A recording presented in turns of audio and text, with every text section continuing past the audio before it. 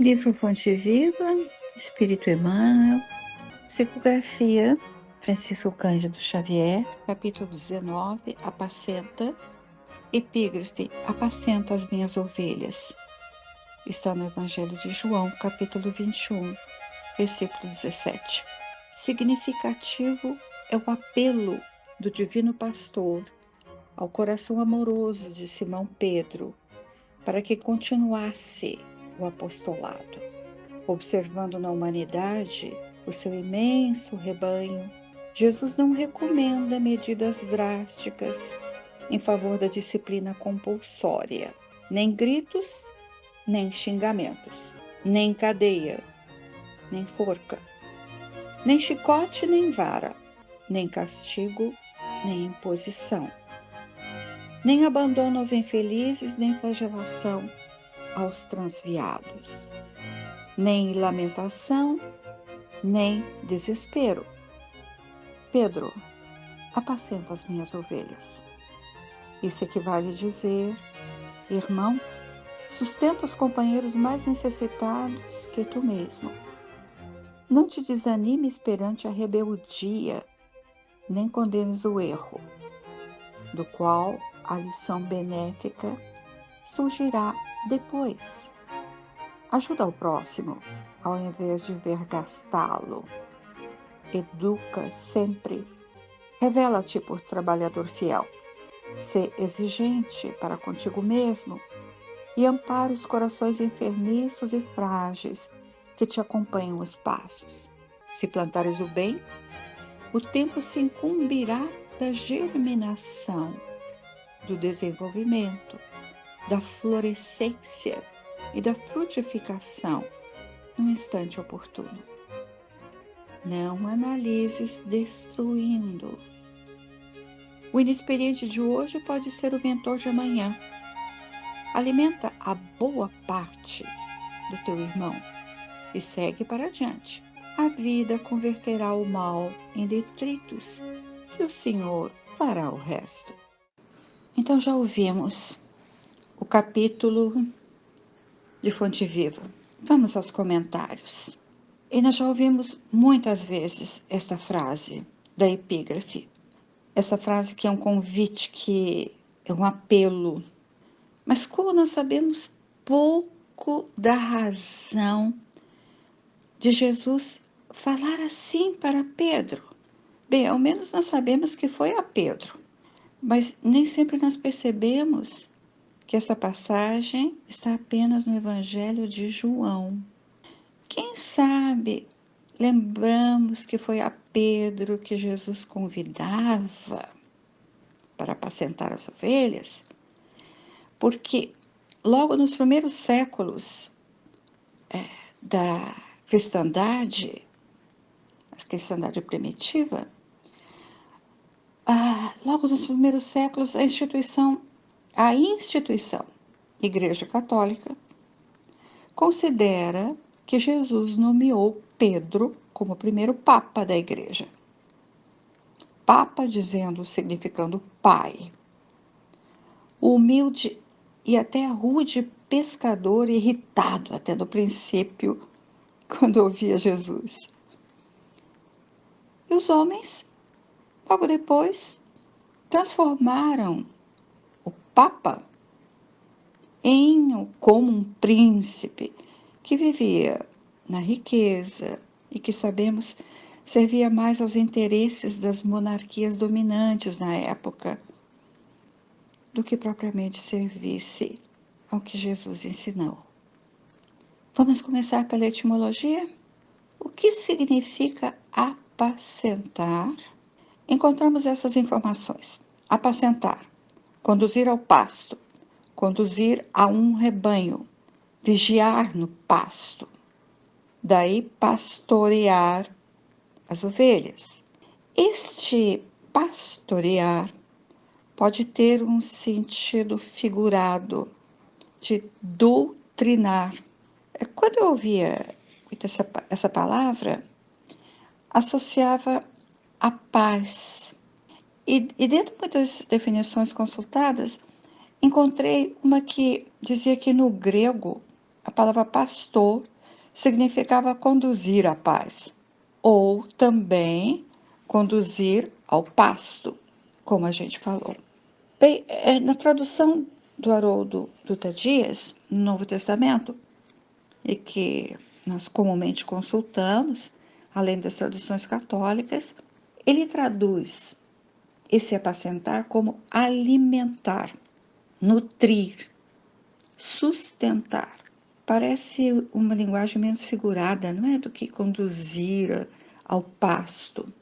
Então, eu preferi, por todos os acontecimentos entre Jesus e Pedro, entender apacentar como alimentar, nutrir e sustentar. Alimenta os meus cordeiros. Agora a pergunta frequente em nossos estudos de fonte viva. Quando Jesus falou? Onde Jesus assim falou? E por que é importante saber o quando e o onde? Porque faz mais nexo para nós contextualizar, dar sentido mais amplo.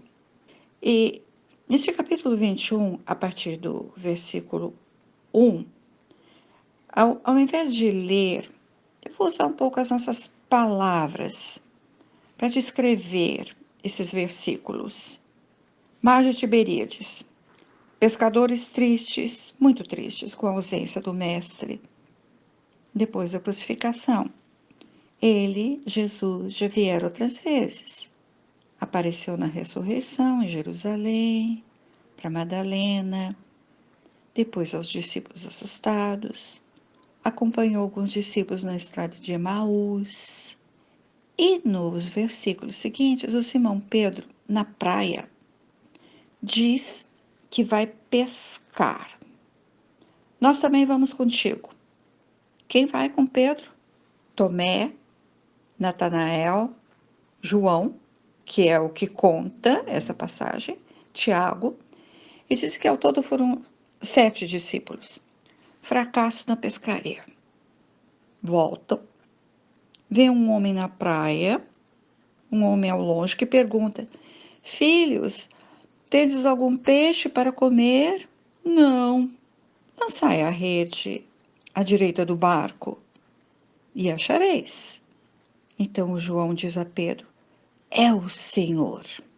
Eu encontrei um vídeo dessa passagem e que esse vídeo nos leva ao momento, assim com as imagens, a um momento tão significativo. Então vamos assistir e nós teremos então conhecimento de todo o capítulo 21, do versículo 1 ao 19. Vamos ver.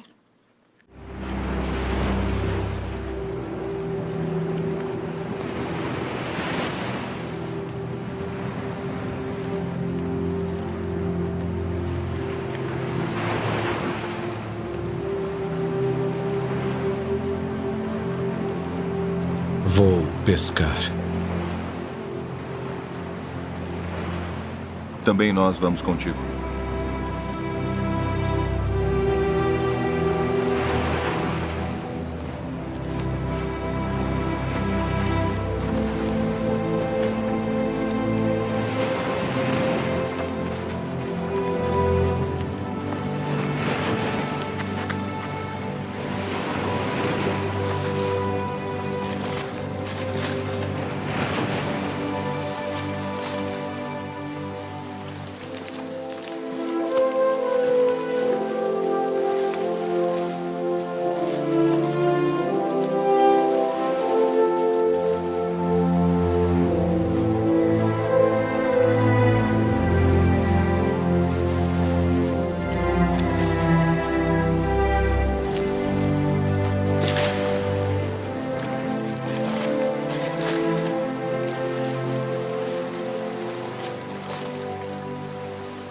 Filhos!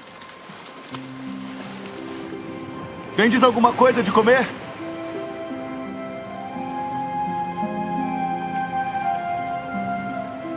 Lançai a rede para o lado direito do barco e achareis.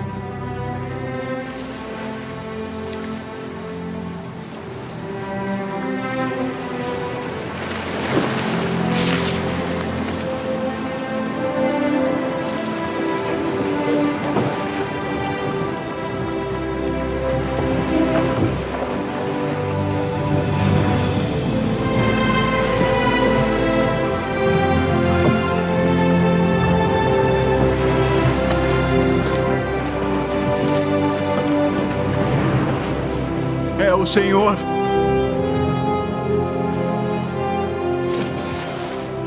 Trazei dos peixes que agora apanhastes.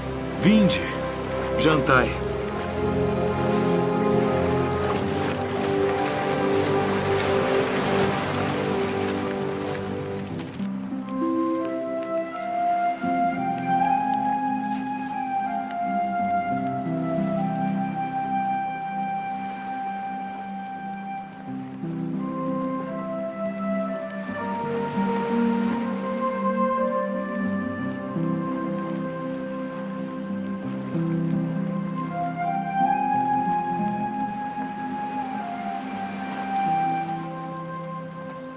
Simão, filho de Jonas, amas-me mais do que estes? Sim, Senhor. Tu sabes que te amo. Apacenta os meus cordeiros. Simão, filho de Jonas, amas-me? Sim, Senhor. Tu sabes que te amo. Apacenta as minhas ovelhas. Simão, filho de Jonas, amas-me?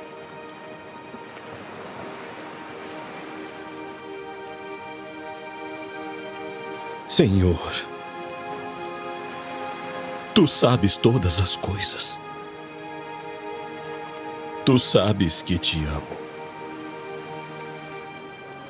Apacenta as minhas ovelhas. Na verdade te digo que quando eras mais moço, te cingias a ti mesmo e andavas por onde querias. Mas quando já fores velho, estenderás as tuas mãos e outro te cingirá e te levará para onde tu não queiras.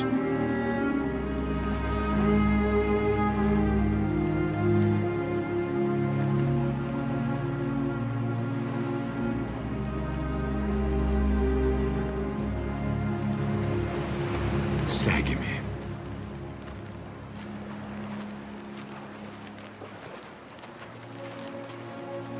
Senhor, e que será deste? Se eu quero que ele fique até que eu venha, que te importa a ti? Segue-me tu.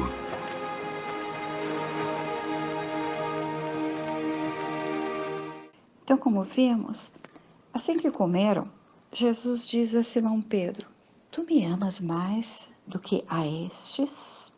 Alimenta os meus cordeiros. A pergunta é feita e respondida por Pedro por 3 vezes. Deve haver uma razão para que Jesus insistisse na mesma pergunta e na igual pedido. O Pedro entristeceu-se por ter repetido pela 3ª vez que amava o Mestre. E quem sabe em nossas mentes muitas razões aparecem para justificar este pedido e essa pergunta repetida. Alguns autores justificam assim: Pedro, por 3 vezes, o negara. E Jesus repetiu a pergunta 3 vezes para que ficasse gravado em Pedro. E ele, Pedro, não voltasse a negá-lo como anteriormente.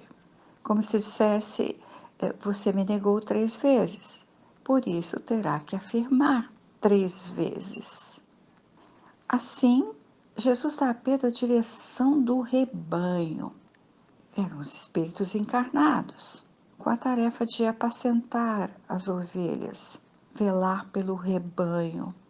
E realmente Pedro foi o esteio, a pedra que sustentou a casa do caminho, e aquele homem, velhinho já, respeitado na divulgação da Boa Nova. E na finalização do capítulo, ao falar com Pedro, Jesus descortina o fim, até a morte prevista em Roma, o final da existência do Pedro, já que ele foi crucificado. Então João narra assim essa conversa de Jesus com Pedro. Quando eras jovem, cingias a ti mesmo, quer dizer, vestia a ti mesmo, e andavas onde querias. Quando envelheceres, estenderás as tuas mãos e outro te cingirá e te levará aonde não queres. E João continua dizendo assim: disse isto, indicando, quer dizer, comunicando, com que tipo de morte glorificaria a Deus. Depois de dizer isto, disse-lhe: segue-me. E podemos imaginar, depois do segue-me, quantas diretrizes Jesus deve ter dado a Pedro. Diretrizes necessárias ao trabalho. Se Jesus não tivesse aparecido confirmando que a vida continuava e falado a Pedro, eles continuariam pescando no Tiberíades, no Mar da Galileia, e apenas recordando Jesus? Eles continuariam o apostolado, como aconteceu, mas o mestre volta e orienta. E agora, Emmanuel, o que Emmanuel diz neste capítulo? Quanta sabedoria ao redor da palavra apacenta. O apelo do divino pastor, agora esse termo pastor está tão adequado. O apelo, então, desse pastor ao coração do Pedro, mas não só para Pedro, para a humanidade, para o rebanho, que hoje somos nós. As frases curtas e sempre sintéticas do Emmanuel correspondem ao ensinamento do mestre, que não recomendava medidas drásticas, disciplina compulsória. Vejamos se não são adequadas aos momentos atuais. As palavras de Emmanuel, os momentos atuais em que a nossa sociedade global vive, e não só a nossa sociedade brasileira. Emmanuel escreve: nem gritos, nem xingamentos, nem cadeia, nem forca, nem chicote, nem vara, nem castigo, nem imposição. Educa sempre, não desanimes. A lição benéfica surgirá depois. O tempo se incumbirá da germinação, da frutificação no instante oportuno. Não analises destruindo. Essa expressão, então, lembra tanto quando Jesus diz: não julgueis, querendo dizer não condenes. E Emmanuel, em outras palavras, não analises destruindo. É um convite que precisa ficar gravado em nossa mente, sem dúvida. E Emmanuel continua: alimenta a boa parte, e coloca essa boa parte entre aspas, a boa parte do teu irmão, e segue para diante. A vida converterá o mal em detritos, e o Senhor fará o resto. Os nossos pobres registros históricos nos mostram os detritos, os restos inúteis, o mal que nós cometemos na Terra e que se acumulam no tempo, nos séculos. Mas Emmanuel nos diz de outra maneira: apesar dos nossos detritos, o Senhor está presente.